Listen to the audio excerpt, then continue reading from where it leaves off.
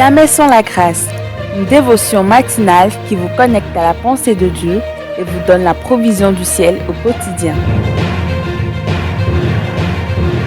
Bonjour chers amis, chers internautes, chers téléspectateurs, nouvelle journée, nouvelle provision, bienvenue dans cette deuxième dévotion de cette semaine, que Dieu vous bénisse, précieux Jésus. Encore une fois, nous te célébrons, nous te donnons toute la place. Merci, viens et règne dans cette émission, dans nos pensées, sur nos cœurs également. Béni sois-tu Jésus, nous t'offrons cette journée. Merci de la remplir. Viens pas juste pour la première place, mais toutes les places sont à toi. Merci Jésus, tu es l'alpha, tu es l'oméga, et entre les deux, c'est toujours toi. Amen. Alors, chers amis, chers internautes, ce matin, nous continuons dans notre dévotion et hier, justement, nous avons abordé une pensée, c'est quoi? C'est que la résurrection, loin d'être juste qu'un événement, c'est une personne. Et lorsque nous célébrons la Pâque ou lorsque nous avions célébré la Pâque, comme nous l'avons fait le week-end dernier, je ne sais pas pour vous, mais pour moi et pour nous, en tout cas, nous avons célébré une personne et c'est pour ça que tous les programmes sont faits pour cette personne et cette personne remplit non seulement le planning, mais nos cœurs, nos pensées. Nous ne pouvons pas nous empêcher de témoigner et de parler de lui. Il est la résurrection, il est la vie. N'est-ce pas ce que nous avions vu dans Jean chapitre 11, le verset 23 au verset 25. Alors Jésus-Christ va continuer sa discussion avec Marthe et il lui dit ceci. Quand il dit, et Jésus lui dit, je suis la résurrection et la vie. Amen. Là, il va développer, là, il va mettre les implications de ce que lui, il est. Il est la résurrection, il est la vie. Et alors, quelles sont les implications de sa nature vis-à-vis de nous aujourd'hui, ou du moins vis-à-vis de l'humanité? Et là, c'est ce que nous voyons. Il est dit, celui qui croit en moi vivra, même s'il meurt. Waouh, celui qui croit en moi vivra, même s'il meurt. Et continuons au verset 26, et quiconque vit et croit en moi ne mourra jamais. J'aime bien la fin du verset, crois-tu cela? Ça fait maintenant appel à notre choix, à un choix que nous sommes appelés à faire, à une décision que nous sommes appelés à prendre. Et dit celui qui croit en moi, celui qui met sa confiance en moi. Qu'est-ce qui se passe? Il vivra, et il ne mourra jamais. Et il dit à la fin, mais crois-tu cela?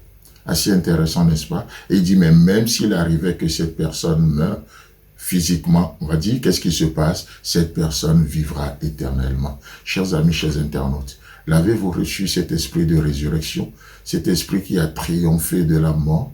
Cet esprit qui nous introduit dans une nouvelle dimension avec Dieu?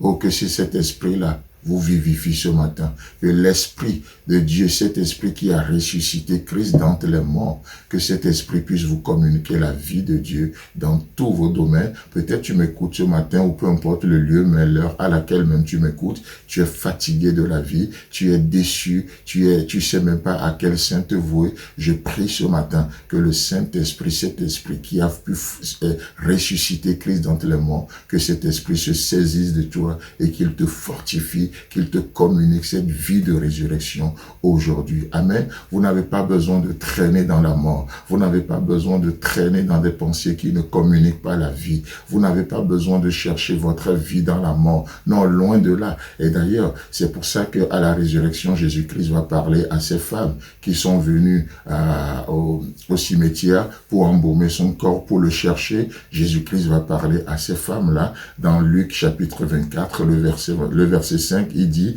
saisi d'effroi, elles baissaient le visage contre terre.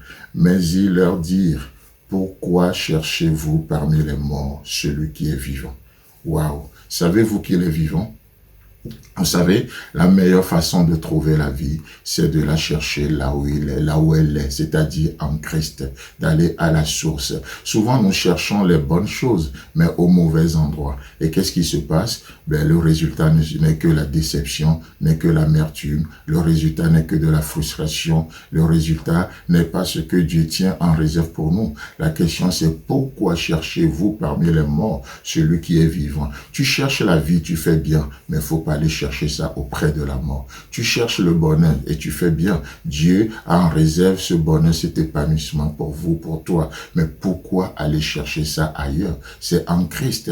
En Christ, nous avons été bénis de toutes les bénédictions spirituelles. En Christ, Dieu pense à nous. En Christ, nous sommes aimés. En Christ, nous sommes acceptés. En Christ, Dieu a un plan pour notre vie. Chers amis, chers internautes, que Dieu vous bénisse et cherchez la bonne chose au bon endroit.